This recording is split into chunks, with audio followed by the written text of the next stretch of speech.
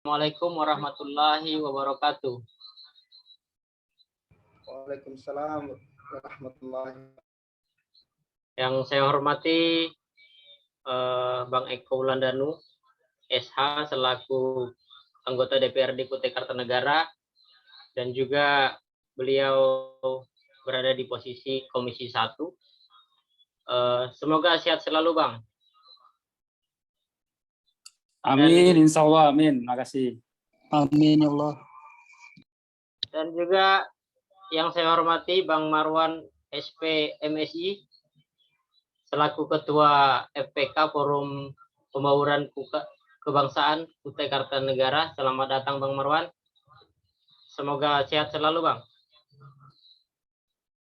Dan juga di sana ada Bang Sueb, selaku Koordinator Daerah Duta Damai Regional Kalimantan Timur. Semoga sehat selalu Bang Sueb dan selalu menjadi panutan kami. Dan juga di sana ada Bang Abdul Aziz. Selamat datang Bang Abdul Aziz. Beliau ini adalah Koordinator Wilayah Duta Damai Regional Kalimantan Timur, beserta seluruh rekan-rekan yang sudah berkesempatan hadir pada malam hari ini. Saya ucapkan selamat datang semuanya. Semoga kita semua diberikan kesehatan dan kesejahteraan dalam berkehidupan.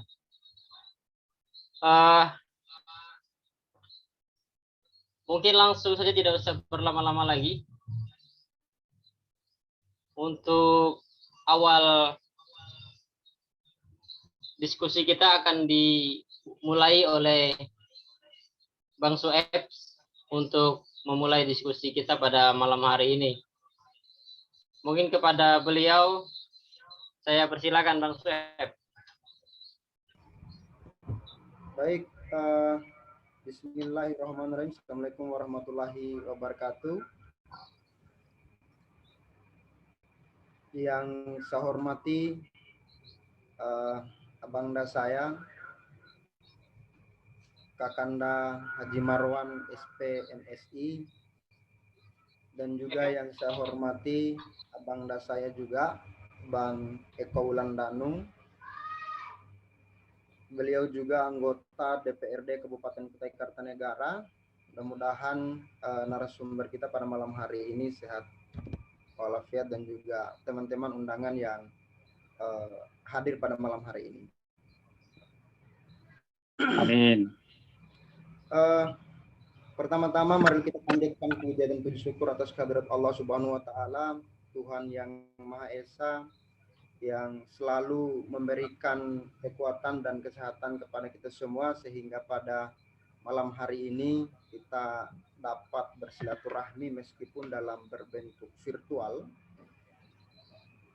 Dan juga tidak lupa kita haturkan salam serta salam kepada junjungan kita Nabi besar Muhammad SAW, keluarga yang suci, sahabat yang setia, yang sampai pada hari ini kita masih bisa melanjutkan profetik kenabian beliau. Amin.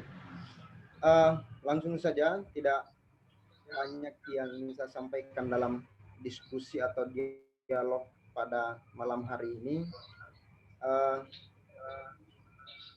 Momentum kita melaksanakan kegiatan ini adalah masih dalam momentum memperingati hari kelahiran Pancasila, yang dimana Pancasila ini dijadikan sebagai dasar negara kita dan juga masuk dalam 4 pilar negara kita, yang dimana kita bisa melihat bahwa Pancasila menjadi jiwa daripada bangsa Indonesia itu sendiri.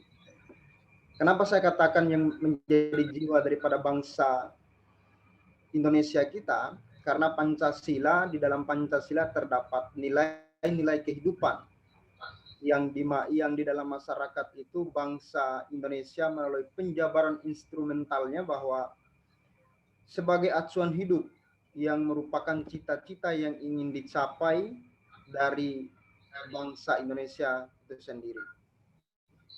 Namun Pancasila juga dapat dikatakan sebagai kepribadian daripada bangsa Indonesia itu sendiri, yang dimana peran Pancasila dalam menunjukkan adanya bahwa kepribadian bangsa Indonesia yang dapat dibedakan dengan perilaku, sikap, mental daripada masyarakatnya. Nah, makanya penting bagi kita untuk melaksanakan kegiatan-kegiatan yang seperti yang kita ngadakan pada malam hari ini. Karena memang Pancasila itu adalah sebagai, kalau saya katakan sebagai pijakan dasar kita untuk berbuat sesuatu terhadap bangsa dan negara ini. Nah, memang momentum Pancasila, momentum dalam memperingati Hari Pancasila itu beragam. Ada yang memperingati seperti kita pada malam hari ini berdiskusi atau berdialog tentang kebangsaan, bagaimana nilai dan moral dalam Pancasila itu bisa kita dapat pada malam hari ini dari narasumber-narasumber yang sudah kita hadirkan pada malam hari ini, dan juga dalam bentuk-bentuk yang lain. Nah, selamat datang juga Pak Rektor Universitas Kertanegara. Halo, kedengaran suara saya? Kedengaran Bang, kedengaran Bang. Selamat datang juga kepada Pak Rektor Universitas Kertanegara. Dan juga kita ucapkan selamat kepada Universitas Kertanegara juga yang sudah mendapat akreditasi baik sekali, karena memang saya rasa Duta Damai Kukar ini lahir dari mahasiswa-mahasiswa yang ada di Universitas Kertanegara. Kita patut berbangga atas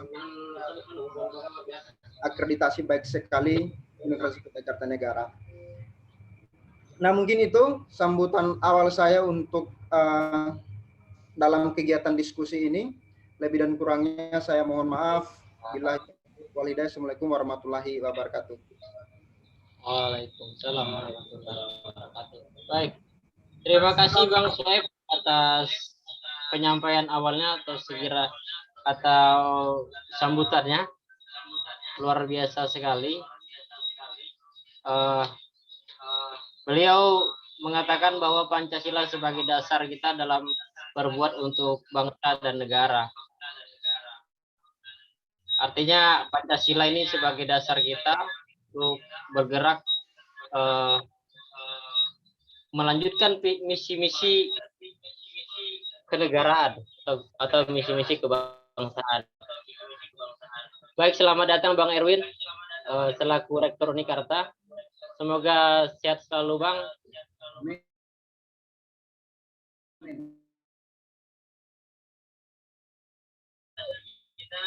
Menjadi baik sekali, luar biasa Bang Erwin. Semoga daya selalu.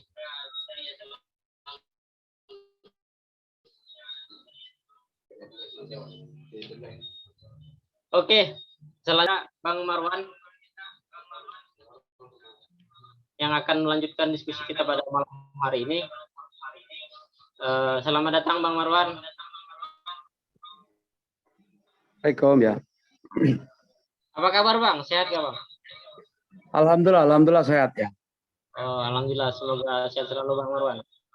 Assalamualaikum Bang Marwan. Amin. Ya. Kayaknya. Bang Marwan? Halo ya. Jadi dalam kesempatan ini Abang saya minta untuk menyampaikan materinya.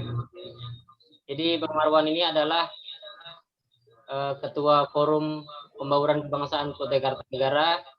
Juga beliau ini aktif di kegiatan-kegiatan kepemudaan, dan juga beliau ini aktif di bidang politik. Jadi sangat tidak diragukan lagi kapasitas beliau. Mungkin langsung saya Bang Marwan, untuk waktu dan kesempatan saya persilahkan.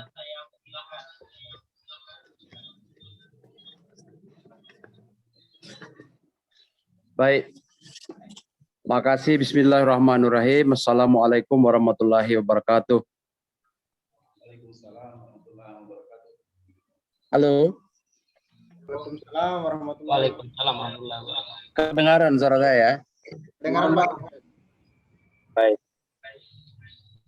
Bismillahirrahmanirrahim. Alhamdulillahirabbil alamin. Puji syukur kita panjatkan hadirat Allah Subhanahu wa taala atas limpahan rahmat, karunia, hidayah dan inayah pada kita semua. Sehingga pada malam hari yang berbahagia ini, alhamdulillah wa syukurillah, semoga kita semua insya Allah selalu sehat walafiat, diberikan satu keleluasaan waktu untuk bisa mengikuti acara pada malam hari ini. Pertama, saya memberikan apresiasi yang luar biasa terhadap adik-adik dari Duta Damai Kutai Kartanegara yang telah menginisiasi terlaksananya acara pada malam hari ini. Dan saya rasa acara ini merupakan acara yang patut kita berikan apresiasi yang luar biasa.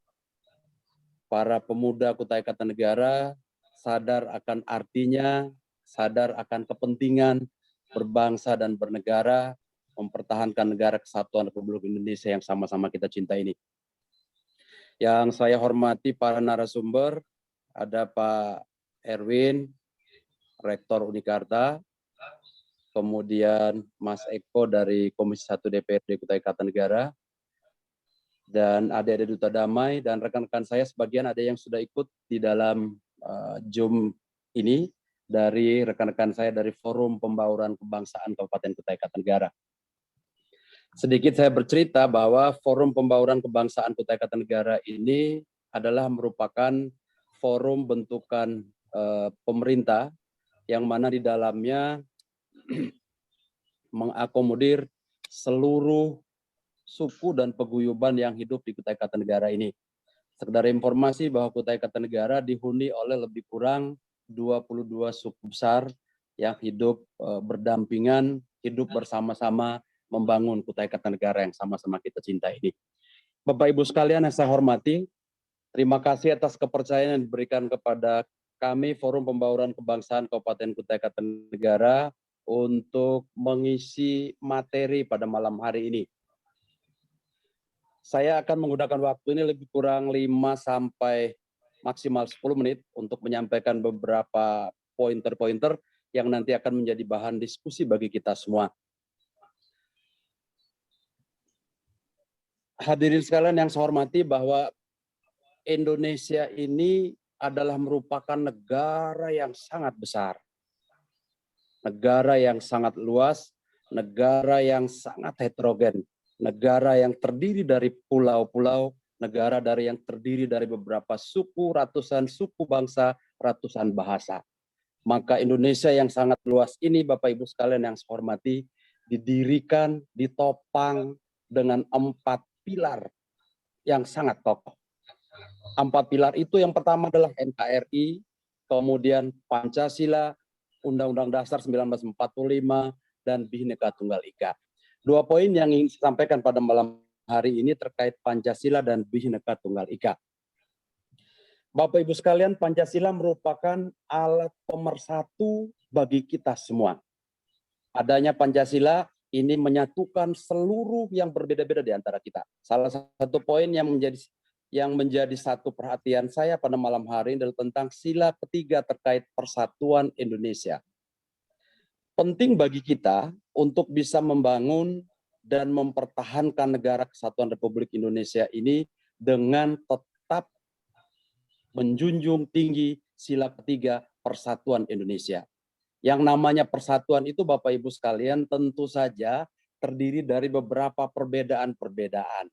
Salah satu perbedaan di antaranya adalah kita hari ini hidup di Indonesia, negara kesatuan Republik Indonesia yang sama-sama kita cinta ini, berbeda sukunya, berbeda agamanya, berbeda bahasanya. Tetapi kita disatukan lewat Pancasila melalui sila ketiga persatuan Indonesia.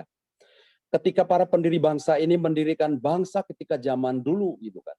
Mulai dari 1908, 1928 sampai pada zaman kemerdekaan, bahwa Indonesia itu dibangun dari berbagai latar belakang yang berbeda. Ada yang Celebes, ada yang Borneo, ada yang Java, ada yang Sumatera, dan masyarakat Indonesia yang lain. Dulu tidak pernah ada orang mempersoalkan perbedaan. Dulu tidak pernah ada orang yang bertanya kenapa kamu orang Kalimantan, kenapa kamu orang Sulawesi, kenapa kamu orang Jawa, kenapa kamu orang Sumatera, dan lain sebagainya. Tetapi akhir-akhir ini Bapak Ibu sekalian yang saya hormati, sedikit saja persoalan berbeda antar satu golongan dengan golongan yang satu dengan golongan yang lain, antara kelompok yang satu dengan kelompok yang lain, lalu ujung-ujungnya mempersoalkan tentang latar belakang dari mana kita berasal. Kembali saya ingatkan bahwa mari kita ingat perjuangan 1908, 1928 dengan Sumpah Pemuda. Mereka bersumpah bahwa kita satu Indonesia, satu tanah air, satu bahasa adalah bahasa Indonesia. Karenanya, sekali lagi bahwa perlu kita pupuk, perlu kita bina, perlu kita pertahankan, dan perlu kita pelihara, dan perlu kita jaga yang namanya persatuan Indonesia. Karena modal sila ketiga persatuan Indonesia inilah yang bisa menyatukan kita, yang bisa membuat kita maju, yang bisa membuat kita loncat untuk kemajuan ke depannya. Yang kedua, Bapak Ibu sekalian yang saya hormati, terkait Bhinneka Tunggal Ika. Penting bahwa semboyan Bhinneka Tunggal Ika ini tidak boleh kita lupakan. Semboyan Bhinneka Tunggal Ika ini tidak boleh kita abaikan. Semboyan Bhinneka Tunggal Ika ini yang akhir-akhir ini hampir, menurut saya adalah hampir terlupakan. Karena kenapa? Karena hampir semua orang masing-masing mementingkan kepentingan kelompoknya. Hampir semua orang mementingkan kepentingan pribadinya. Hampir semua orang mementingkan kepentingan golongannya. Maka karena itu saya mengajak melalui kesempatan yang berbahagia ini, mari kita hidupkan kembali semboyan Bhinneka Tunggal Ika. Kita tidak dilarang untuk berbeda. Kita tidak dilarang untuk berkelompok. Kita tidak dilarang untuk membentuk organisasi dan organisasi. Tetapi apapun warnanya, apapun bahasanya, apapun sukunya, apapun kepentingan dan apapun latar belakangnya, mari kita bersatu. Berbeda-beda, tapi kita tetap satu jua dalam bingkai Negara Kesatuan Republik Indonesia. Yang terakhir Bapak Ibu sekalian, Soekarno pada tahun 1952 telah menengarai bahwa nanti di masa yang akan datang akan muncul beberapa krisis. Ada 5 krisis yang diprediksi oleh Soekarno pada tahun 1952 adalah yang pertama, di masa datang akan muncul krisis politik yang membuat banyak orang tidak percaya lagi pada demokrasi. Hari ini Bapak Ibu sekalian, sila keempat menyebutkan bahwa kerakyatan yang dipimpin oleh hikmat kebijaksanaan dalam permusyawaratan perwakilan. Hari ini demokrasi kita sudah maju disetarakan dengan negara-negara demokrasi yang lain. Tetapi seringkali bahwa hasil pilihan demokrasi itu juga dipertanyakan. Hasil pilihan demokrasi itu sering menjadi perdebatan yang luar biasa. Orang tidak berdebat ketika sebelum pemilu dilaksanakan, tetapi orang berdebat ketika hasil pemilu sudah terjadi. Orang sudah terpilih, anggota legislatif terpilih, bupati, wali kota, gubernur, presiden terpilih, baru mereka bersoal ke belakang. Karenanya hal-hal seperti ini kembali kita memperkuat, kembali kita mempelajari, kembali kita menghayati dan mengamalkan sila keempat kerakyatan yang dipimpin oleh hikmat kebijaksanaan dalam permusyawaratan perwakilan. Apabila terjadi perbedaan, apabila terjadi selisih pendapat, kembali kita bermusyawarah, kembali kita menyatukan diri kita untuk memusyawarahkan sesuatu hal yang terbaik sehingga menghasilkan keputusan-keputusan yang terbaik. Kemudian krisis kedua yang ditengarai oleh Soekarno pada tahun 1952 adalah adanya krisis alat-alat kekuasaan negara. Nah, hal ini menjadi satu perhatian yang serius bagi kita bahwa ke depan untuk membangun negara yang sama-sama kita cintai ini, untuk mempertahankan negara kesatuan Republik Indonesia yang sama-sama kita cintai ini, perlu kita saling hormat menghormati, hargai menghargai antara satu dengan yang lain. Antara rakyat dengan pejabat negaranya, antar pejabat negara dengan pejabat negaranya, dan antar kita sama masyarakat Indonesia, anak Indonesia yang sama-sama kita cintai. Yang ketiga yang ditengarai oleh Soekarno akan muncul di masa datang adalah krisis cara berpikir. Hari ini Bapak Ibu sekalian yang saya hormati, Indonesia, kita semua, Kutai Kartanegara ini hampir dunia maya kita, dunia sosial kita, gitu ya. Ini Duta Damai menjadi satu perhatian yang serius ini. Yang berseliweran ke sana kemari itu yang terbanyak adalah hoax. Anehnya, kita Indonesia dan masyarakat Kutai Kartanegara lebih percaya yang hoax daripada yang berita yang sebenarnya. Tanpa kita menelusuri asal-usul sumber berita dan lain sebagainya, tiba-tiba jari kita, tiba-tiba handphone kita, yang hari ini misalnya saya contohkan yang soal vaksin, soal kesehatan, dia bukan dokter tapi tiba-tiba banyak dokter yang berseliweran. Dia bukan kiai, bukan ulama, tiba-tiba jadi kiai misalnya. Karena baru buka handphone pintar setengah pagi saja, kemudian tanpa disadari jari jemari kita mengirim berita ke sana kemari, dan ini juga menimbulkan hal-hal yang mengganggu stabilitas kita. Berita-berita yang hoax, berita-berita yang tidak benar, ini rupanya lebih menarik di antar warga negara Indonesia dan Kutai Kartanegara. Karenanya ke depan Bapak Ibu sekalian yang saya hormati, mari sebelum kita menyebarkan berita, sebelum kita meneruskan dengan jari jemari kita teliti sumber beritanya, kita teliti asal-usul beritanya, kita teliti apa isi beritanya sebelum kita memainkan jari jemari kita. Karena dengan demikian kita telah berpartisipasi dalam rangka mempertahankan negara kesatuan Republik Indonesia ini dengan cara bagaimana kita gunakan pola pikir yang benar dengan mencari sumber-sumber yang benar. Yang keempat adalah Bapak Ibu sekalian yang ditengarai oleh Soekarno pada 1952 adalah adanya krisis moral. Ini yang juga menjadi satu perhatian yang serius bagi kita semua. Untuk mengatasi semua ini, mari kita amalkan Pancasila, terutama sila pertama, ketuhanan yang Maha Esa. Kalau semua warga negara Indonesia, masyarakat Kutai Kartanegara kembali kepada agamanya masing-masing, mengamalkan ajaran agamanya masing-masing, melaksanakan ajaran agamanya masing-masing, insya Allah paling tidak krisis moral ini bisa kita atasi. Orang tidak lagi repot dengan hal-hal yang berbeda sedikit saja lalu dipersoalkan, diperbesarkan. Padahal Indonesia, negara kita melalui Pancasila sila pertama menjamin bagi kita semua untuk kebebasan kita beragama sesuai dengan agama yang kita anut masing-masing. Yang tidak boleh hidup di Indonesia adalah orang yang tidak beragama. Yang terakhir adalah krisis kewibawaan. Wibawa pemerintah, wibawa orang yang sedang memerintah, kadang-kadang ini menjadi satu hal yang dipersoalkan. Kita begitu bebasnya, kita begitu lepasnya untuk menyampaikan sesuatu tanpa berpikir terlebih dahulu, tanpa kita tahu apa yang kita sampaikan itu benar apa tidaknya. Hal-hal seperti ini kembali kita tegakkan kewibawaan pemerintah kita dalam rangka menegakkan keadilan, menegakkan aturan untuk kedamaian kita semua. Bapak Ibu sekalian, ini pengantar dari saya, lebih kurang 5 sekian menit sudah sampaikan pengantarnya. Saya berharap pada kesempatan malam hari ini kita bisa berdiskusi lebih jauh tentang bagaimana pengamalan Pancasila. Kita berdiskusi lebih jauh bagaimana mengamalkan nilai-nilai Pancasila yang bukan hanya sekedar kita menghafal. Hari ini jangankan mengamalkan Pancasila, menghafal sila-sila dari Pancasila saja sudah hampir tidak pernah kita lakukan. Karenanya saya menghimbau melalui kesempatan ini, mari mulai hari ini dan seterusnya kita kembali mengamalkan nilai-nilai Pancasila demi kemajuan negara kesatuan Republik Indonesia dan Kutai Kartanegara yang sama-sama kita cinta ini. Billahi taufiq wal hidayah. Assalamualaikum warahmatullahi wabarakatuh. Waalaikumsalam warahmatullahi wabarakatuh. Oke, baik Bang, terima kasih Bang atas penyampaiannya sangat luar biasa. Bahwa beliau mengatakan sila ketiga adalah sila yang paling penting dalam menjalankan kehidupan berbangsa dan bernegara, karena tanpa persatuan kita tidak akan bisa membangun negara kita dengan baik. Begitu Bang ya kira-kira.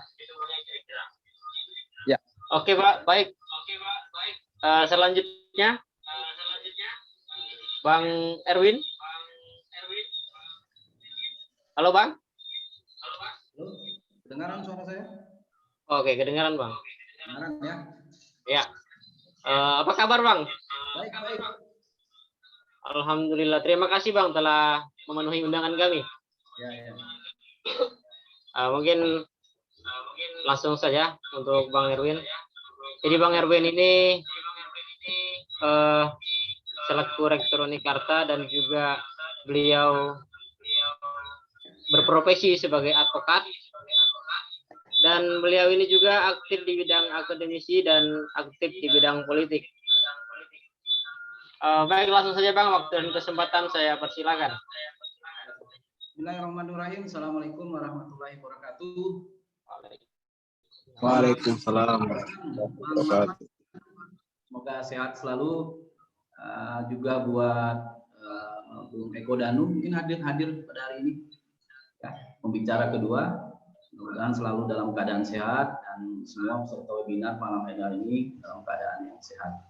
Saya menilik sedikit, Alhamdulillah, ya, mengenai masalah judul yang ditawarkan dalam fokus kita dialog pada hari ini, bagaimana memperkokoh ideologi Pancasila sebagai dasar negara kita. Konteksnya, kalau kita bicara tentang ideologi dan negara, nah kalau negara tentunya ini mempunyai cita-cita, ide, pemikiran yang merupakan sifat dasariah, karena orang bernegara itu harus punya orientasi tujuan dalam tindakan kenegaraan. Dan ideologi itu hasil refleksi sebetulnya kemampuan dari manusia yang menganakan distansi terhadap dunia dalam kehidupannya. Maka kalau bicara tentang negara dan ideologi itu sesuatu yang bersifat dialektis, antara ideologi yang semakin realistis, di pihak lain juga mendorong bahwasanya masyarakat menginginkan sesuatu yang ideal. Kan kira-kira gitu harapan kita ketika kita bicara tentang ideologi dan negara. Ideologi itu sebetulnya membimbing bangsa kita, membimbing negara ini untuk mencapai tujuannya melalui berbagai realisasi yang terkandung di dalamnya.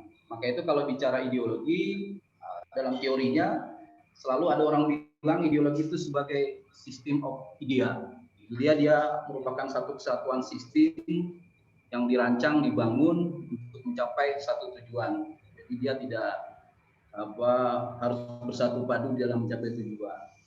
Ideologi itu sendiri adalah sebagai sesuatu yang memperkuat, memperdalam identitas rakyat di dalam satu negara. Jadi harus punya identiti lah, berasal dari identitas di dalam satu negara itu sendiri. Bagaimana dengan Pancasila? Kan Pancasila itu yang kita pahami itu memang diangkat dari nilai dan adat istiadat, apalagi nilai kebudayaan, nilai religius yang terdapat dalam pandangan hidup masyarakat Indonesia di dalam konteks membentuk suatu negara. Dengan demikian Pancasila adalah sebagai ideologi bangsa dan negara itu memang berakar pada pandangan hidup dan budaya bangsa dan bukan mengangkat dari budaya lainnya yang diambil dari nilai-nilai oleh bangsa sendiri yang pada hakikatnya seluruh lapisan dan unsur masyarakat secara komprehensif itu harus memahaminya secara utuh. Menurut teori ya, setiap bangsa itu mempunyai satu jiwa. Nah, bangsa Indonesia itu mempunyai satu jiwa yang lahir dari kepribadian yang disebut dengan Pancasila. Jadi Pancasila itu tegasnya adalah manifestasi dari kepribadian bangsa Indonesia. Ya, kalau Bung Karno bilang dulu Pancasila itu merupakan tuntutan yang dinamis. Kalau Bung Karno menyebut di Pancasila itu sebagai Red Star atau bintang pimpinan. Jadi kemana arah tujuan bangsa itu harus selalu terkait dengan Pancasila. Ya, apa itu Pancasila? Kalau yang saya pahami, Pancasila itu berisi 5 nilai dasar yang sangat fundamental di dalam kehidupan bangsa dan bernegara. Apa saja 5 nilai itu? Ada nilai ketuhanan, ada nilai kemanusiaan, nilai persatuan, nilai kerakyatan, dan nilai keadilan. Seperti nilai persatuan yang dikatakan oleh Bang Marwan tadi yang mengalami resistensi pada saat ini. Dan nilai-nilai itu dirumuskan tidak sederhana. Dia merupakan rumusan yang ideal, yang bersifat dasolen dalam rangka mencapai cita-cita yang harus diaktualisasikan dalam kehidupan apa? Kehidupan bermasyarakat, berbangsa, dan bernegara. Dan walaupun tantangannya nggak mudah, ini menurut saya. Lihat saja perjalanan sistem politik dan ekonomi kita. Kalau kita menilai bangsa ini masih agak bermasalah dalam mewujudkan kesejahteraan, keadilan sosial bagi seluruh rakyat Indonesia. Dari sejak periodisasi zaman Soekarno, itu dihadapkan situasi yang sulit dalam mewujudkan rasa keadilan dan rasa kesejahteraan. Bahkan sampai pemerintahan Orde Baru juga sangat sulit itu diwujudkan. Sehingga itu menjadi perbincangan menarik bagaimana keberadaan Pancasila. Saya mau membuka hasil survei lagi. Ini hasil survei menarik tentang Pancasila. Lembaga Survei Indonesia pada tahun 2005 menemukan pendapat publik tentang pro Pancasila itu masih di angka 85%. Namun 13 tahun kemudian ketika disurvei pada tahun 2018 terjadi penurunan 10%. Jadi tinggal 75%. Orang-orang yang pro terhadap Pancasila. Nah, di dalam kesunyian ini banyak masalah yang timbul. Kalau mau melihat survei lain lagi seperti CSIS itu melakukan survei yang menarik. Jadi para objeknya itu kepada generasi milenial. Disurvei hasilnya apa? 90,5% itu memang tidak setuju Pancasila itu digantikan dengan ideologi lain. Tapi ada angka yang menarik, ada 9,5% yang sepakat untuk diganti. Yang Bang Marwan bilang tadi, makin arah ke sini ini tantangan Pancasila itu semakin berat. Bahkan di kalangan ASN sendiri itu yang seharusnya sebagai garda terdepan dalam mengimplementasikan Pancasila, hasil penelitian CSSI itu menunjukkan bahwa ada 19,4% yang tidak setuju dengan Pancasila. Saya nggak tahu hasil tes wawasan kebangsaan kemarin di KPK kan belum dibuka gimana hasilnya. Tapi nanti itu menjadi catatan menarik juga kita.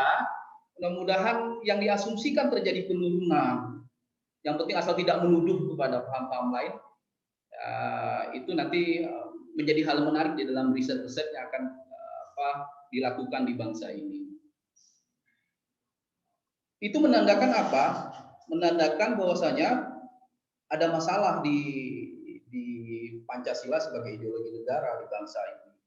Saya mengutip pernyataan dari Anhar Gonggong, sejarawan yang terkenal dari Universitas Indonesia, mengatakan bahwasanya beliau menyimpulkan dari semua rejim yang memerintah di Indonesia sejak merdeka sampai sekarang ini dinilai gagal dalam menjalankan Pancasila sebagai ideologi negara dengan benar.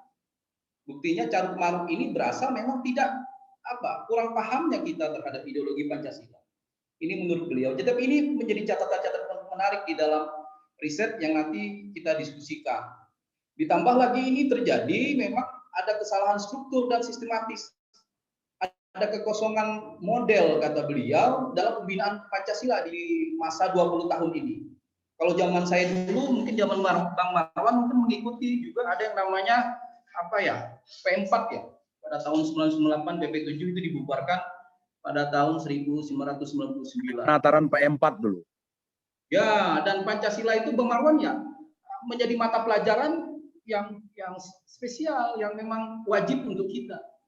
Sekarang ini mulai pelan-pelan agak terkikis dari kurikulum pendidikan saya lihat. Nah, ini juga jadi masalah pertama. Sehingga kesadaran akan Pancasila itu ya juga mengalami penurunan.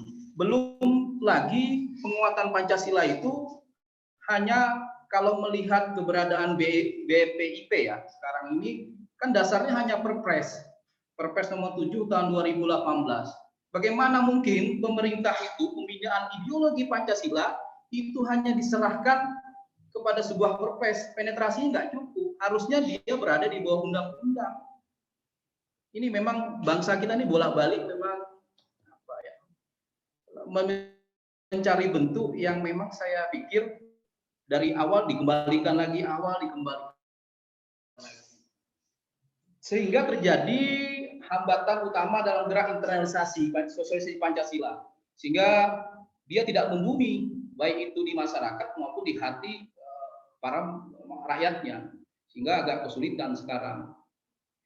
Menurut Pak Sutrisno ya, tim ahli pusat studi UGM, itu ada tiga tantangan Pancasila sebagai sebuah ideologi. Yang pertama adalah tantangannya adalah internasionalisasi, masalah globalisasi, tren globalisasi, internalisasi, revolusi industri dan sebagainya. Padahal sebagai ideologi terbuka harusnya dia menyesuaikan. Tapi pada kenyataannya, nah ini dalam konteks internasional atau globalisasi kita selalu pertentangkan, sehingga ada beberapa pihak yang tidak merasa cocok lagi bahwasanya ideologi Pancasila ini tidak match lagi terhadap perkembangan zaman sekarang. Ya boleh saja orang berpikir demikian, karena memang orang akan melihat kepada realitas yang ada, di mana Pancasila sebagai sebuah ideologi. Yang kedua, masalah tantangan Pancasila itu adalah masalah nasional, di nasional kita sendiri. Apa itu? Masalah konflik, kultur, kekerasan dan sebagainya. Yang ketiga adalah masalah lokal, sekterianisme, primordialisme, pemaksaan simbol historis dan sebagainya. Jadi tantangan Pancasila sebagai sebuah ideologi ini sangat berat sekali.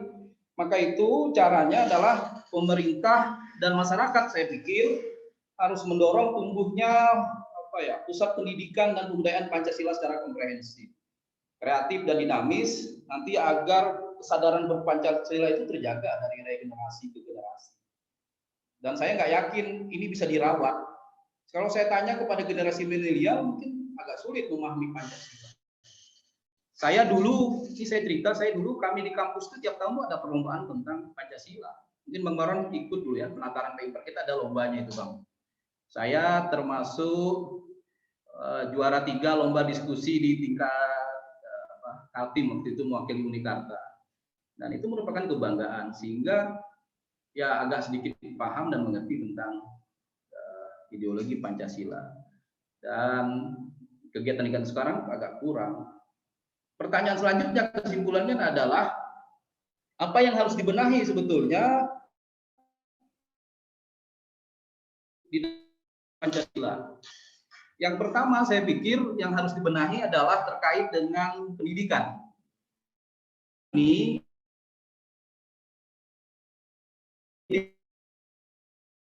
Pancasila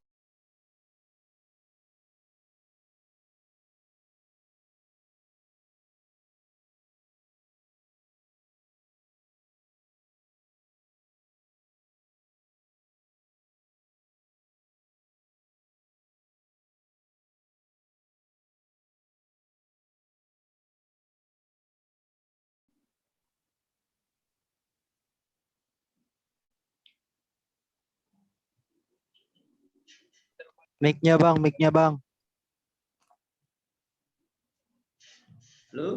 Halo, oke Bang. Oke, terima kasih Bang Erwin atas penyampaiannya. Sangat luar biasa tadi penyampaiannya, dan juga sangat menarik untuk didiskusikan. Kayak semacam kekeliruan dalam mengamalkan Pancasila ini. Mungkin itu yang perlu kita benahi bersama-sama. Baik, selanjutnya Bang Eko.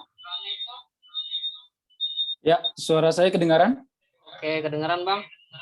Kedengaran ya? Ya. Oke. Jadi Bang Eko Wulandanu ini adalah anggota DPRD Kabupaten Kutai Kartanegara, dan beliau juga aktif di KNPI sebagai sekjen Bang ya, KNPI Kabupaten Kutai Kartanegara. Baik Bang, terima kasih Bang atas undangan kami. Mungkin waktu dan kesempatan saya persilakan Bang Eko. Ya, terima kasih. Assalamualaikum warahmatullahi taala wabarakatuh. Waalaikumsalam. Alhamdulillahirabbil alamin. Assalatu wassalamu ala asrofil anbiya'i wal mursalin sayyidina wa maulana Muhammadin wa ala alihi washabihi ajmain. Yang saya hormati Bang Erwin Syah selaku Rektor Unikarta. Yang saya hormati Bang Marwan selaku Ketua FPK Kutai Kartanegara. Yang saya hormati rekan-rekan panitia dialog kebangsaan dalam rangka memperingati Hari Lahir Pancasila. Pertama-tama saya ucapkan banyak terima kasih atas kesempatan yang diberikan kepada saya, merupakan satu kehormatan bagi saya diajak berdiskusi dalam acara pada malam hari ini. Jujur ini merupakan pengalaman yang bagus buat saya, dan saya juga bersama-sama Bang Marwan mengapresiasi kepada kawan-kawan yang telah menginisiasi kegiatan ini, yang saya sangat salut dan bangga bahwa acara ini sangat penting karena demi masa depan bangsa kita, demi masa depan generasi penerus kita, demi masa depan Kutai Kartanegara. Adapun tema pada malam hari ini memperkokoh Pancasila sebagai ideologi bangsa. Ya, menarik ya. Pada awalnya sih memang Pancasila ini adalah merupakan kesepakatan bersama yang digagas oleh para tokoh dan pahlawan bangsa kita yang terdahulu di tahun 45, termasuk Presiden Soekarno. Yang saya pahami visinya adalah terwujudnya kehidupan yang menjunjung tinggi ketuhanan, nilai-nilai kemanusiaan, dan kesadaran akan kesatuan dan bersatuan, berkerakyatan, serta menjunjung tinggi nilai-nilai keadilan. Itu salah satu tujuan Pancasila yang saya pahami. Namun, jadi ada dalam keadaan saat ini yang membuat saya jadi berpikir banyak fakta yang terjadi di lapangan, khususnya di Kutai Kartanegara, sangat jauh dari nilai-nilai luhur Pancasila. Masih sangat banyak terjadi penyimpangan di mana-mana. Ya, kita tidak usah jauh-jauh, kita tengok Kutai Kartanegara dan sekitarnya, mungkin Kalimantan Timur, betapa tingginya kasus-kasus korupsi di Kalimantan Timur dan Kutai Kartanegara, kemudian terjadinya anarkis, tawuran, dan di daerah lain aksi teror. Kalau di Kukar itu ada illegal mining ya, illegal mining yang lagi trending sekarang, ada illegal logging, ada kasus penipuan, ada kasus asusila dan lain sebagainya. Kalau menurut saya ini semua terjadi karena Pancasila itu hanya menjadi slogan-slogan, simbol-simbol yang ditempel di dinding-dinding sekolah, ditempel di dinding-dinding kantor-kantor. Jadi hanya sebatas itu saja. Ini sangat memperhatikan kita semua. Yang konon katanya Pancasila itu adalah pandangan hidup bangsa, Pancasila itu adalah identitas negara, Pancasila adalah dasar negara, Pancasila adalah karakter budi bangsa. Namun banyak sekali kelemahan yang kita dapati, bahwa masih sangat kurang kesadaran untuk memaknai dan memahami Pancasila itu secara komprehensif, kata Bang Erwin tadi. Nah, ini harus kita sosialisasikan seperti yang sudah kita lakukan pada malam hari ini. Saya sekali lagi salut, dan saya atas nama teman-teman di DPRD berterima kasih kepada rekan-rekan panitia yang menyelenggarakan acara ini. Semoga acara ini terus-menerus berlanjut sampai terus-menerus konsisten sampai jangan berhenti di sinilah, pokoknya jangan sampai putus. harapan saya Pancasila itu kita bisa jadikan lifestyle hidup kita, dan kita jadikan sistem etika kita dalam bersikap, dalam bertingkah laku, tentu untuk mewujudkan sebuah tatanan kehidupan khususnya di Kota Kartanegara yang lebih tertib, lebih aman dan sejahtera. Dan oleh karena itu saya anggap perlu ditanamkan dan dibangun mindset berpikirnya kita ini seperti Pancasila, nilai-nilai Pancasila yang terkandung di dalamnya, dari sila 1 sampai sila ke-5. Kalau kita tengok makna secara liar ya, dari sila ke-1 saja, ketuhanan yang Maha Esa itu merupakan simbol spiritualitas yang sangat dalam, kemudian kerohanian, dan kebebasan beragama, kebebasan berpendapat, kemudian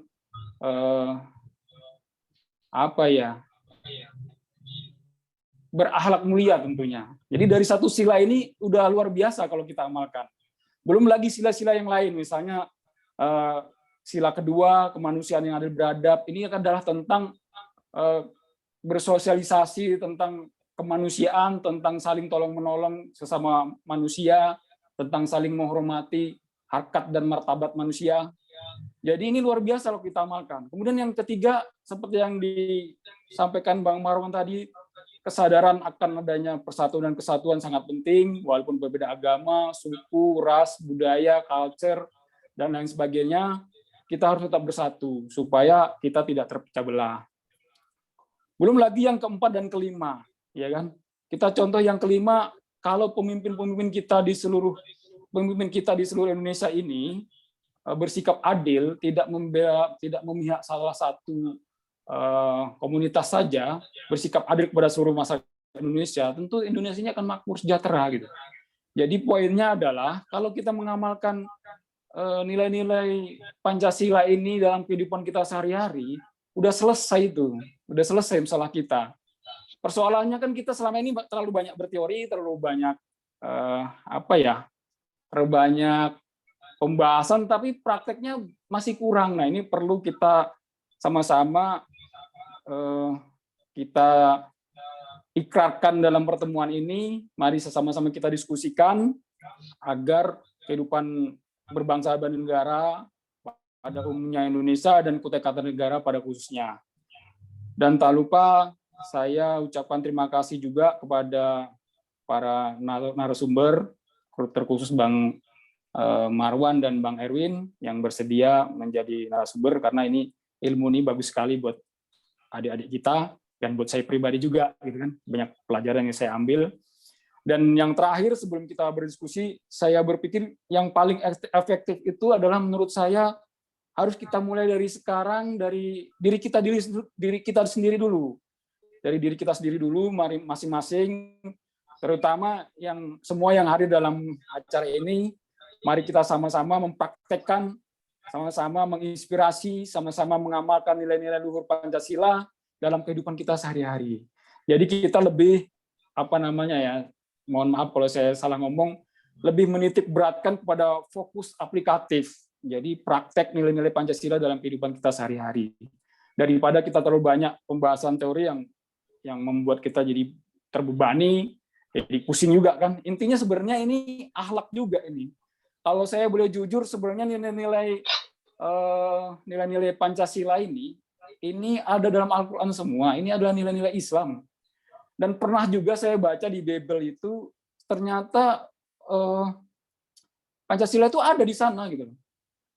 Tapi memang jujur saya baru 2 kitab itu yang pernah saya baca, ada di kitab Bible dan di Al-Quran, semua ada ini nilai-nilai Al-Quran ini. Sebenarnya kalau kita amalkan, insya Allah saya sangat yakin ini akan menyelamatkan kita semua dari perpecahan, dari perseteruan, dari bahkan nasib kita juga selamat kalau kita mengamalkan ini. Mungkin sementara itu dulu dari saya, mari kita diskusi kembali. Kurang dan lebihnya saya mohon maaf. Wabillahi taufiq wal hidayah. Wassalamualaikum warahmatullahi wabarakatuh. Waalaikumsalam warahmatullahi wabarakatuh. Oke, baik Bang Eko, terima kasih atas penyampaiannya Bang. Sangat luar biasa sekali penyampaiannya. Beliau mengatakan bahwa Pancasila ini sebagai rule of the game kita dalam bernegara, berbangsa dan bernegara. Baik, sebelum kita lanjut ke sesi tanya jawab, saya agak tertarik dengan penyampaian dari Bang Erwin tadi, bahwa ada yang keliru nih Bang ya dalam pengamalan Pancasila ini. Bang Erwin? Halo, ya. Ini Bang, sebelum kita lanjut ke sesi tanya jawab kepada peserta, saya tertarik dengan penyampaian Bang Erwin tadi bahwa ada yang keliru nih dalam pengamalan Pancasila ini. Nah, menurut kita Bang, apa kira-kira yang perlu dibenahi nih? Apakah Pancasilanya yang perlu dirubah atau pengamalannya yang perlu diperbaiki? Sebagai sebuah sistem ideologi tentunya sudah komprehensif. Ya. Jadi memang dia akan mengakar di adat dan budaya kita. Bahkan Mas Eko tadi sudah menyinggung itu lahir dari sebuah kitab suci yang termaknai dalam sebuah kitab suci seperti Al-Quran. Jadi memang yang bermasalah bukan konsep dasarnya. Karena kan ideologi itu kan ada yang bersifat terbuka, tertutup, dan Pancasila juga bisa terbuka dan tertutup. Nah, persoalannya dalam konteks sekarang dalam pengamalannya ini banyak sekali masalah. Masalahnya adalah bagaimana menjadikan Pancasila itu sebuah filosofi, falsafah hidup. Di mana kalau falsafah hidup itu ketika orang dalam kesehariannya itu didasarkan kepada nilai-nilai Pancasila itu. Misalkan dalam konteks ketuhanan, kalau kita mengamalkan konteks ketuhanan saja, ya, nggak mungkin ada banyak kasus-kasus, mohon maaf, kasus-kasus korupsi misalkan atau kasus apapun. Karena orang takut dengan Tuhan. Itu konsep-konsep nilai-nilai dasar. Konteks persatuan dan sebagainya itu yang harus dipahami. Nah sekarang yang jadi masalah, gimana orang mau mengamalkan? Karena dia bukan menjadi sebuah satu institusi pendidikan, pemahaman melalui institusi pendidikan. Orang cukup tahu luarnya saja Pancasila, maknanya kan nggak tahu. Karena mulai sekarang itu nilai-nilainya sudah tidak ditanamkan dalam sebuah institusi pendidikan. Harusnya dimulai dari mana? Mulai jadikan Pancasila itu sebagai satu pendidikan yang wajib hukumnya, sebagai konteks bela negara dan sebagainya seperti itu. Ya, kalau menurut saya terjadi kekosongan dalam konteks pengamalan karena tidak sinkron antara konsep dasar Pancasila dengan pengamalan. Ya, salah siapa? Saya nggak menuju salah siapa ya. Kita semua bersalah, cuma ada yang paling salah lah dalam konsep ini. Oke, baik Bang Erwin, terima kasih Bang, luar biasa sekali. Selanjutnya kita lanjutkan sesi tanya jawab kepada seluruh peserta. Pertama saya berikan 3 orang penanya dulu. Silakan acungkan tangan dengan fitur raise hand. Baik, siapa duluan? Silakan. Oke, Rizky Setiawan, saya persilahkan. Terima kasih moderator. Ya. Bismillahirrahmanirrahim. Assalamualaikum warahmatullahi wabarakatuh. Saya Rizky Setiawan dari Anggana. Mempertanyakan tentang bagaimana pengamalan tentang Pancasila, sedangkan di jenjang-jenjang pendidikan SD, SMP, SMA itu tentang mata pelajaran pendidikan kewarganegaraan, dan sedangkan juga di pendidikan madrasah juga mata pelajaran akidah akhlak juga dihapuskan. Padahal itu dasar dari meningkatkan untuk mengurangi krisis moral, mungkin seperti itu. Terima kasih. Bila itu hidayah. Wassalamualaikum warahmatullahi wabarakatuh. Waalaikumsalam warahmatullahi wabarakatuh. Oh ya, pertanyaan tadi ditujukan kepada siapa?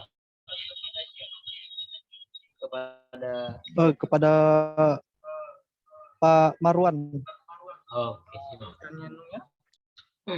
Oke, siap. Terima kasih atas pertanyaannya. Mungkin kita tampung dulu ya pertanyaannya.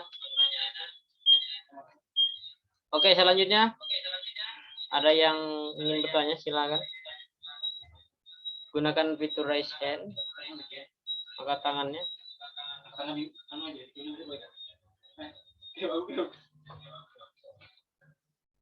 Oke, silahkan. Oke, Assalamualaikum warahmatullahi wabarakatuh. Waalaikumsalam. Ya, terima kasih. Saya Arman dari Duta Damai Kukar. Berkaitan dengan pembahasan Pancasila, saya juga tertarik pada pembahasan krisis moral tadi. Karena sejauh pengetahuan saya atau fenomena sosial yang saya lihat hari ini, justru orang-orang di pelosok desa yang tidak pernah tersentuh sosialisasi Pancasila, mereka lebih Pancasilais dibanding orang-orang yang memiliki titel segala macam atau para elit. Kita bisa buktikan di sosial media, misalkan kejahatan-kejahatan terbesar justru lebih banyak dilaksanakan atau dilakukan oleh para elit-elit politik, para eksekutif dan segala macam, dan justru orang-orang yang memiliki pendidikan yang tinggi. Nah, sama halnya dengan yang disampaikan beberapa kasus, misalnya yang disampaikan tadi terkait adanya illegal mining segala macam. Justru saya melihat yang lebih Pancasila itu masyarakat. Kita bisa turun ke desa-desa, misalkan mereka senang berbagi, bertani dengan baik, memakan hasil taninya sendiri. Nah, ini justru lebih harmonis. Nah, dibanding kita berkaca kepada kaum elit yang kebanyakan justru malah memperkosa alam kita. Saya fokus pada sumber daya alam sebetulnya. Kalau untuk krisis moral ini jangan sampai nanti kasus kita nih kayak Afrika, ya, hidup menderita di atas segundulan minyak, karena salah satu negara yang paling banyak mendistribusikan minyak adalah Afrika, tapi masyarakatnya menderita. Saya takut Indonesia nanti juga merasakan hal yang sama.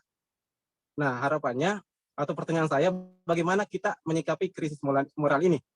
Karena masyarakat ini kan bergerakkan atas dasar, kita kan negara hukum, kita juga bergerak berdasarkan aturan-aturan pemerintah segala macam. Jangan sampai nanti sistemnya dibuat seperti itu, jadi terapannya sampai bawah tidak Pancasilais.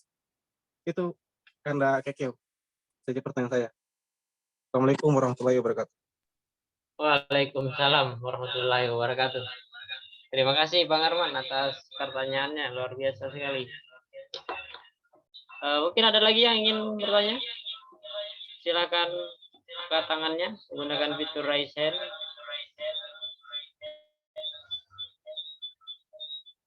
Bang Guswar, mungkin ada yang ingin ditanyakan? Atau Bang? Izinkan ditanyakan ya. Oke, silakan. Pertanyaan ini saya tujukan kepada Pak Erwin. Yang mana yang ingin saya tanyakan adalah bagaimana tanggapan Pak Erwin terkait isu-isu yang hari ini semakin heboh gitu, nah, terkait antara pembelahan antara agama dan Pancasila. Bahkan ada yang mengatakan kamu kafir lah, tidak percaya Pancasila kafir lah. Padahal kan secara kalau kita pelajari sejarahnya itu kan Pancasila itu sudah merangkum semuanya gitu, nah, antara agama dan negara sudah menjadi satu, sudah bersatu padu gitu. Kenapa pada hari ini Pancasila kembali menjadi hal-hal yang seolah bertentangan antara agama dan Pancasila itu sendiri, sehingga pada akhirnya menjadi konflik. Nah, yang terbaru adalah tes KPK itu. Isi pertanyaannya adalah pilih Pancasila atau Al-Quran. Padahal kan lagi-lagi antara agama dan Pancasila sudah menjadi satu. Gitu. Bagaimana tanggapan Pak Erwin terkait permasalahan ini? Gitu. Itu aja, Kanda. Oke, terima kasih Guswar Amanda. Luar biasa pertanyaannya tadi tuh. Bahwa terjadi isu-isu pembelahan gitu ya. Ada yang mengatakan yang disuruh pilih Pancasila atau Al-Quran gitu ya. Itu mungkin sangat berbahaya tuh. Oke Bang Marwan. Ya. Ya, mungkin bisa dijawab Bang pertanyaan dari saudara Rizky Setiawan tadi itu terkait pengamalan Pancasila. Itu bagaimana tuh Bang? Silakan Bang Marwan. Baik, makasih. Pertanyaan yang cukup menarik dari saudara Rizky Setiawan dari Anggana ya. Kalau dulu, zaman saya masih SMA dan kuliah sekitar tahun 90-an awal, itu memang ada satu mata pelajaran dan ada satu mata kuliah terkait Pancasila.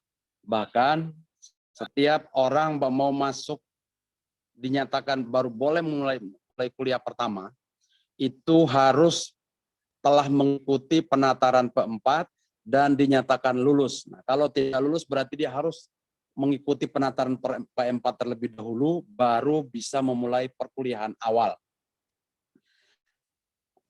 Bapak Ibu sekalian yang saya hormati, hadirin, kalau hari ini ditanya bagaimana pengamalan Pancasila hari ini, sementara misalnya di sekolah tidak ada lagi mata pelajaran tentang pengamalan Pancasila, kemudian di kampus-kampus tidak ada lagi mata kuliah tentang Pancasila.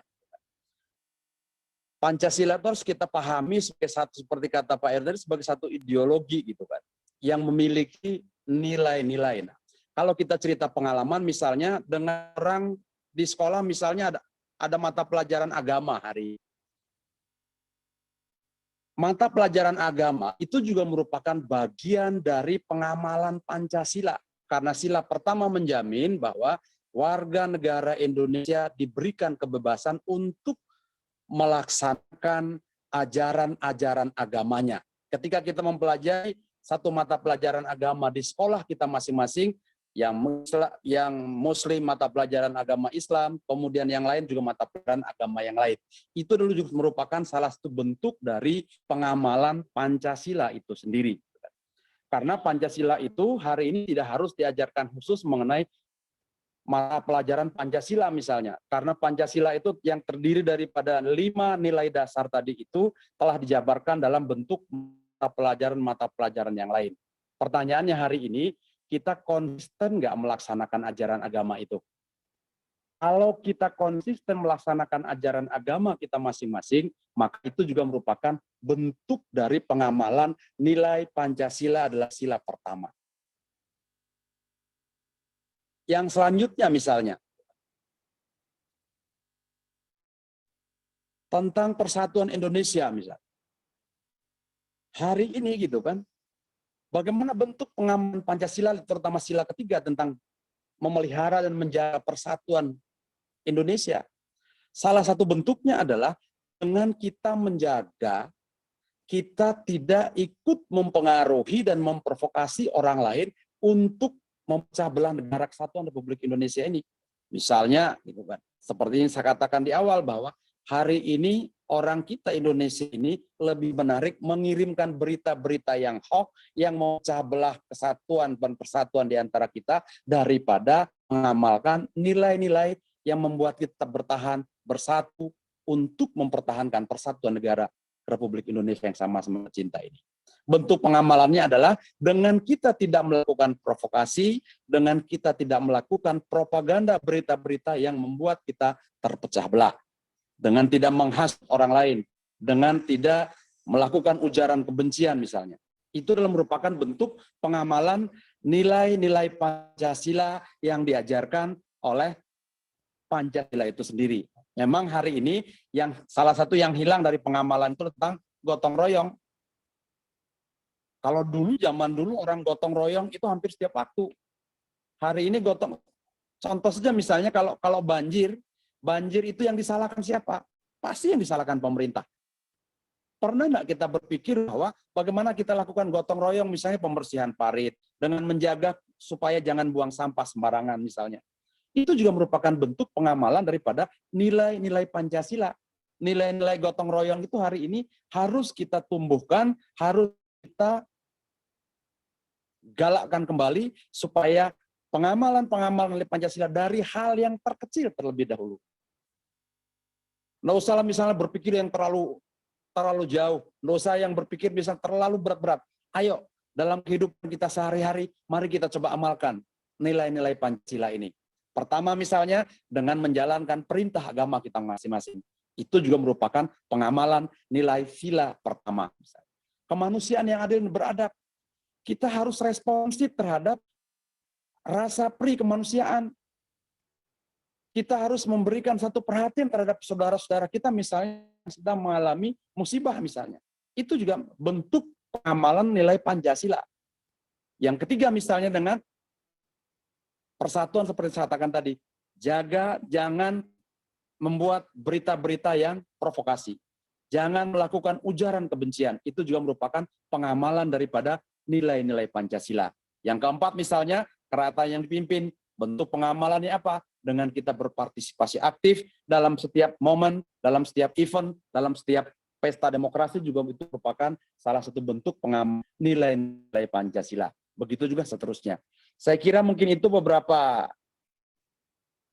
jawaban saya. Terkait misalnya memang hari ini kenapa tidak ada mata pelajaran khusus terkait pengamalan Pancasila, ini menurut saya memang patut kita diskusikan kembali agar barangkali di masa akan datang, di masa depan, ini kita usulkan bahwa mata pelajaran tentang pengamalan nilai-nilai Pancasila ini perlu kita masukkan kembali dalam satu kurikulum pendidikan kita, agar anak didik kita, agar generasi penerus bangsa yang akan datang tidak hanya sekedar menghafal Pancasila, tetapi yang paling penting adalah bagaimana kita mengamalkan nilai-nilai Pancasila itu agar Indonesia yang sama-sama kita cinta ini tetap utuh, tetap hidup dalam keberagaman, tetap menjaga toleransi antar.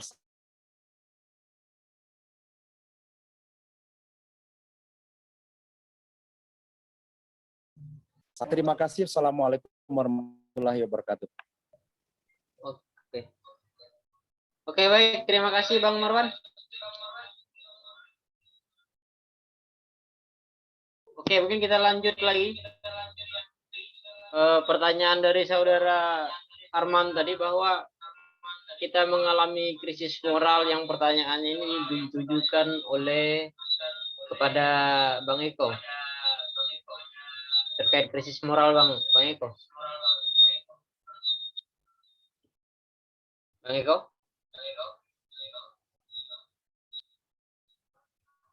Bisa dinyalakan mic-nya. Oke. Ya, udah kedengaran ya? Oke, kedengaran Bang. Oke, ya, terima kasih atas pertanyaannya. Sebenarnya sudah terjawab tadi di penjelasan Bang Marwan, tapi saya coba menambahkan lagi sedikit.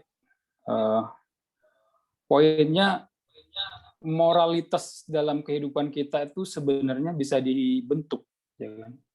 Dia tidak tercipta dengan sendirinya. Makanya tadi pernah saya sampaikan, mari kita jadikan lifestyle hidup kita itu, Pancasila itu kita jadikan lifestyle dalam hidup kita gitu. Jadi dalam kita bersikap, tingkah laku itu akan membentuk tatanan kehidupan yang lebih baik, yang lebih tertib dan lebih aman.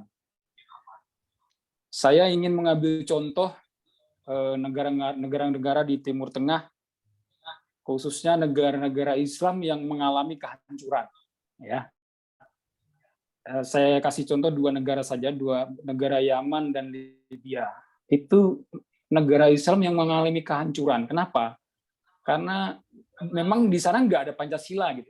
Di sana nggak ada Pancasila. Beruntunglah kita yang ada Pancasila ini. Mereka menganut sistem radikal ya. Jadi Islamnya radikal. Kalau bahasa yang saya pahami, terlalu ke fikih-fikihan. Jadi ke fikih-fikihan itu begini. Ketika dia meyakini sebuah keyakinan, misalkan dia aliran, salah satu aliran gitu, yang nggak bisa saya sebutkan namanya, kemudian mereka merasa paling benar aliran itu gitu. Akhirnya menyalahkan aliran-aliran yang lain, agama-agama yang lain. Jadi dia kefiki-fikian, merasa paling benar. Padahal ketika dia merasa paling benar, pada saat itulah dia sedang berbuat salah, kan gitu. Sehingga negara-negara lain yang non-Muslim itu merasa terancam dengan keberadaan negara-negara yang radikal tadi. Akhirnya dengan segala upaya, melalui ekonominya, melalui politiknya, melalui jaringannya, ingin menghancurkan negara itu, apapun caranya. Tapi negara-negara yang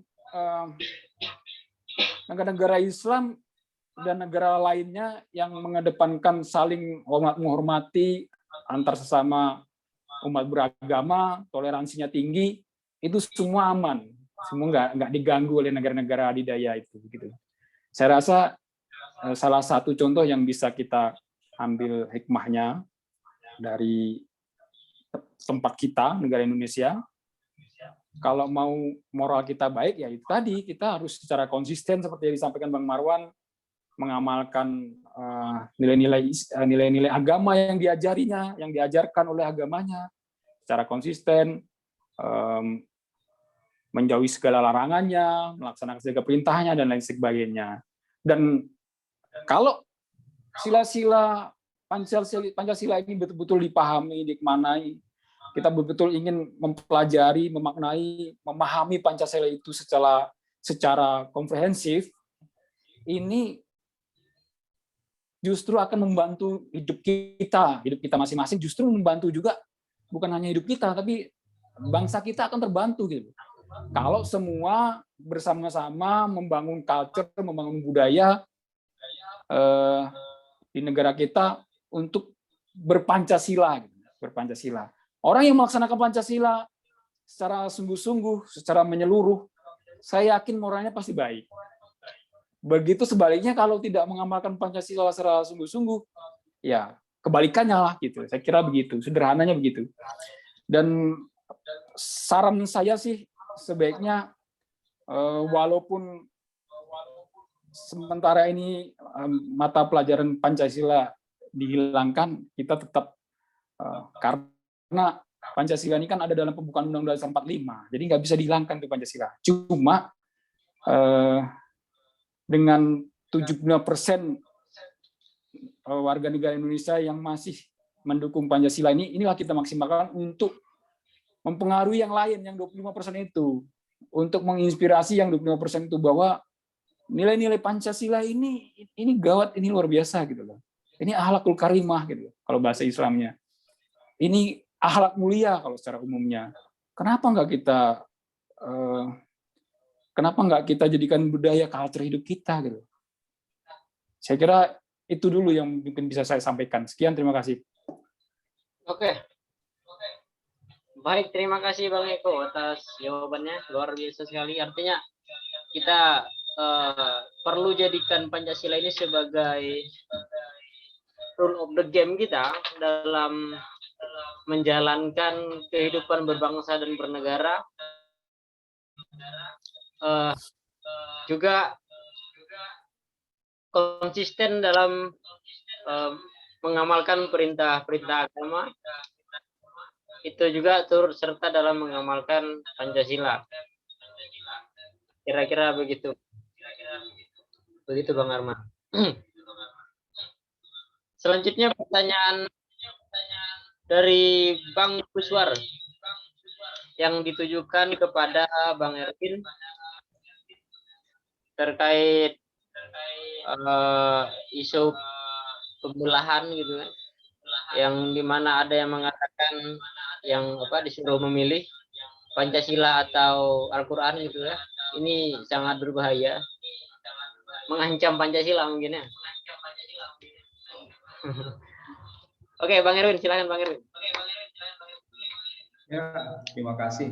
Saya nggak tahu ya, tapi ada nggak trennya itu yang mengadakan pembelahan antara Pancasila, mempertentangkan antara Pancasila dan agama.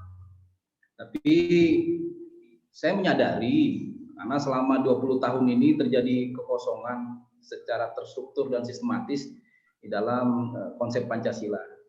Jadi Pancasila itu hanya menjadi konteks dialektika kita di atas, dalam konsep pengamalan yang sangat jauh. Sehingga orang bebas mempertentangkan apapun di zaman sekarang, termasuk mempertentangkan antara Pancasila dan agama. Padahal kalau sepemahaman kita, agama itu merupakan kunci filosofi dari Pancasila. Ya. Jadi yang dipahami adalah agama merupakan kunci filosofi dari Pancasila itu sendiri. Jadi tidak mungkin ada pertentangan di dalamnya. Yang kedua adalah Pancasila itu merupakan titik temu bagi agama-agama yang ada di Indonesia pada saat itu.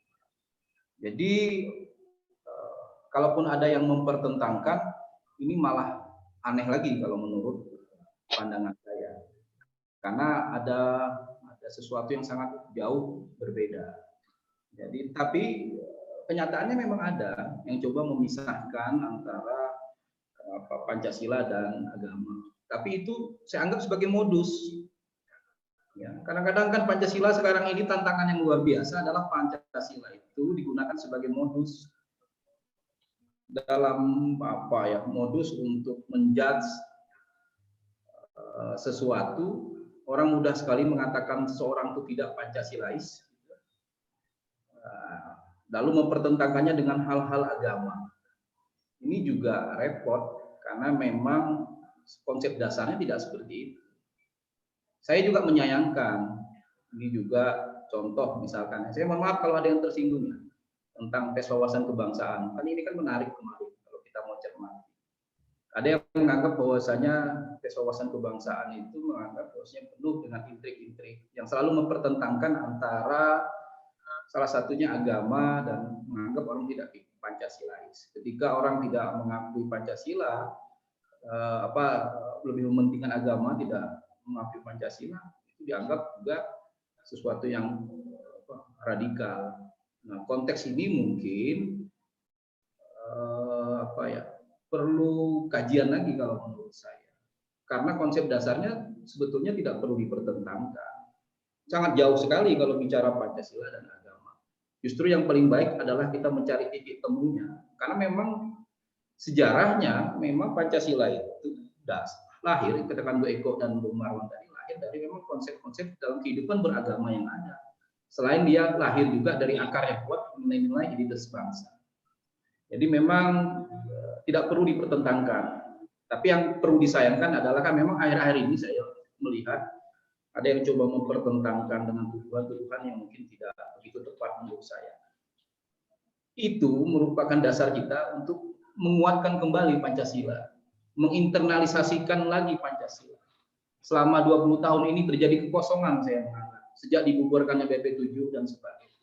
Kita kehilangan Pancasila sebagai sebuah ideologi. Ini tugasnya pemerintah, tugasnya BPIP ya, yang ada sekarang. Saya pikir betul kata Bung Arman tadi, kalau bicara Pancasila dalam konteks keseharian, dalam konteks perilaku, nggak usah diajarin masyarakat bawah. Itu mereka lebih punya sense Pancasilais daripada, mohon maaf, kawan-kawan kita yang berada di atas pengambil kebijakan. Yang hanya bisa ngomong, tapi pengamalan Pancasila itu nggak ada. Contohnya kasus tambang dan sebagainya, itu kan merupakan gambaran. Di mana kalau sudah elitis bertindak seperti ini, kita nih mau ngomong seperti apa? Yang elitis saja tidak paham bahkan melanggar, rakyat ini bisa apa? Rakyat disuruh memahami Pancasila, sementara pemimpinnya sendiri jauh dari Pancasila. Ini penyakit di bangsa ini. Jadi konteksnya kita harus mulai, selain rakyat disuruh untuk memahami sebagai sebuah pendidikan, ya penguasanya harus juga sadar, harus mengaplikasikan, menghayati Pancasila, bukan hanya mensosialisasikan Pancasila. Kan kalau ada anggota, mohon maaf, ini ada anggota DPR cuma bukan Bung Danu lah. Biasanya kawan-kawan itu kan dulu kalau anggota DPR datang ke daerah itu apa? Sosialisasi Pancasila, TAP MPR. Tapi perilakunya mohon maaf jauh. Ini tantangan bagi kita, tantangan kita. Sosialisasi terus, aplikasinya kapan menghayati. Jadi menurut saya kembali lagi, ya apa ya? Kadang-kadang orang yang mengatakan tidak Pancasila itu orang tidak memahami Pancasila dan tidak memahami agama. Jadi jangan dipertentangkan. Kalau menurut saya, mungkin kita bisa diskusi lagi lah. Terima kasih. Oke. Baik Bang Erwin, terima kasih atas jawabannya luar biasa tadi. Justru orang-orang di kampung-kampung gitu ya, yang di pedalaman, yang jauh dari kota, justru di situ lebih besar pengamalan Pancasilanya, seperti nilai-nilai gotong royong terus dilakukan gitu kan. Rasa kepedulian sesama masyarakat masih jelas dilakukan. Dan malah kita di kota ini yang justru jauh dari nilai-nilai Pancasila. Oke, mungkin kita lanjut lagi. Kita buka lagi sesi pertanyaan lagi. Mungkin ada lagi yang ingin bertanya? Atau ada lagi yang ingin disampaikan? Atau ada lagi sesuatu yang perlu kita diskusikan di sini? Saya persilakan. Itu. Oke, ada lagi?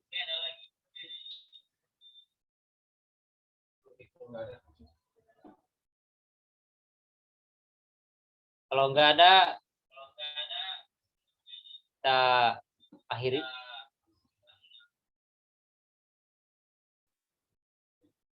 Oke, tidak ada lagi ya? Pas, oke, siap. Sebelum kita tutup dialog kita, saya berikan dulu waktu untuk closing statement. Sekitar 5 menit mungkin. Kepada Bang Marwan, saya persilakan Bang untuk closing statement. Baik, terima kasih. Saya sebagai Ketua Forum Bauran Kebangsaan Kabupaten Kutai Kartanegara menghimbau dan mengajak kita semua untuk mengamalkan nilai-nilai Pancasila ini di dalam kehidupan kita sehari-hari, mulai dari hal-hal yang terkecil sampai kepada hal-hal yang prinsip yang sifatnya pribadi. Karena Pancasila adalah merupakan harga mati bagi kita semua. Pancasila adalah merupakan 5 nilai dasar yang tidak bisa kita roba-roba, yang tidak bisa apalagi bermaksud untuk melakukan penggantian terhadap dasar negara kita. Karenanya kita junjung tinggi, kita hormati Pancasila sebagai dasar negara kita, sebagai nilai-nilai dasar bagi kita semua untuk mengembangkan nilai-nilai kita dalam kehidupan kita sehari-hari. Kita amalkan Pancasila mulai dari pengamalan sila pertama dengan menjalankan ajaran perintah agama kita masing-masing sampai pada sila kelima secara utuh untuk mempertahankan negara kesatuan Republik Indonesia yang sama-sama kita cintai ini. Saling menghormati antara satu sama yang lain, saling menghargai, saling toleransi antara satu dengan yang lain. Ini juga merupakan salah satu nilai pengamalan yang penting hari ini dalam rangka menepis perbedaan-perbedaan di antara kita semua. Biarkan perbedaan sebagai satu rahmat, biarkan kita berbeda sebagai satu sumber kekuatan yang besar bagi kita semua. Yang berbeda-beda ini kita kumpulkan menjadi satu, sehingga menjadi kekuatan yang utuh, kekuatan yang besar untuk mempertahankan negara kesatuan Republik Indonesia yang sama-sama kita cinta ini. Terima kasih, itu pernyataan penutup dari kami. Mudah-mudahan kegiatan seperti ini tidak berhenti sampai di sini, dan terus berlanjut, terus kita lanjutkan dalam rangka memberikan pemahaman dan pengamalan nilai-nilai Pancasila sebagai dasar negara Kesatuan Republik Indonesia yang sama-sama kita cintai. Terima kasih. Billahi taufik wal hidayah. Wassalamualaikum warahmatullahi wabarakatuh. Waalaikumsalam warahmatullahi wabarakatuh. Baik, terima kasih Bang Marwan atas kesempatannya tadi dan telah menyampaikan materinya. Semoga bermanfaat bagi kita semua. Saya doakan kita semoga sehat selalu, Bang. Baik, selanjutnya Bang Erwin. Silakan Bang Erwin untuk closing statement. Indonesia ini kalau mau besar, mau menjadi negara besar, itu harus kembali kepada ideologi Pancasila. Jadi cukuplah kita belajar terjadi kekosongan semangat Pancasila yang ada. Jangan biarkan dosa ini terus-menerus. Jadi harus cepat diantisipasi, dimulai dari pemahaman ulang dan pengamalannya kepada kita semua. Saya mengajak seluruh elemen masyarakat, terutama pengusaha-pengusaha bangsa ini untuk bangunlah. Ya, kita butuh kehadiran Pancasila. Ya, kita butuh suasana nilai-nilai Pancasila itu diterapkan di dalam kehidupan sehari-hari. Dan ada Anda yang duduk di para elitis ini harus benar-benar mengamalkan Pancasila. Mudah-mudahan Pancasila ini tetap mengakar sebagai sebuah filosofi dan dasar negara kita. Jangan biarkan Pancasila ini akan terkikis oleh perkembangan zaman. Mudah-mudahan dosa ini harus tepat diantisipasi. Jangan dibiarkan terus. Hidup Pancasila. Oke. Baik, terima kasih Bang Erwin atas kesempatannya dan terima kasih juga atas penyampaian materinya. Mudah-mudahan bermanfaat bagi kita semua. Sehat selalu Bang Erwin. Amin, amin. Baik, selanjutnya untuk Bang Eko Wulandanu, saya persilakan untuk closing statement. Silakan Bang Eko. Ya, terima kasih.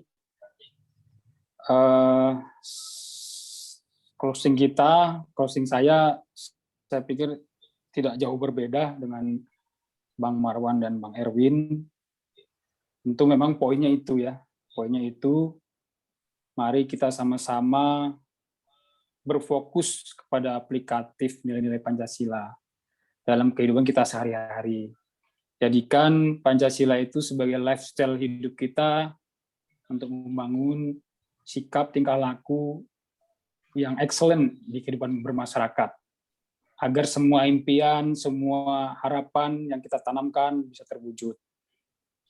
Dan terkhusus mohon doanya semoga kami atas nama teman-teman DPRD, mohon doanya, mohon selalu diingatkan apabila kami melakukan kesalahan yang tidak sesuai dengan nilai-nilai Pancasila. Jadi sekali lagi, memang Pancasila harus kita lebih hidupkan lagi, Pancasila harus kita taruh di dalam mindset kita, di dalam paradigma dan value kita untuk membangun bangsa Indonesia yang lebih besar. Sekian, Assalamualaikum warahmatullahi wabarakatuh. Waalaikumsalam warahmatullahi wabarakatuh. Baik, terima kasih Bang Eko Wulandanu. Terima kasih juga atas penyampaian materinya. Semoga bermanfaat bagi kita semua.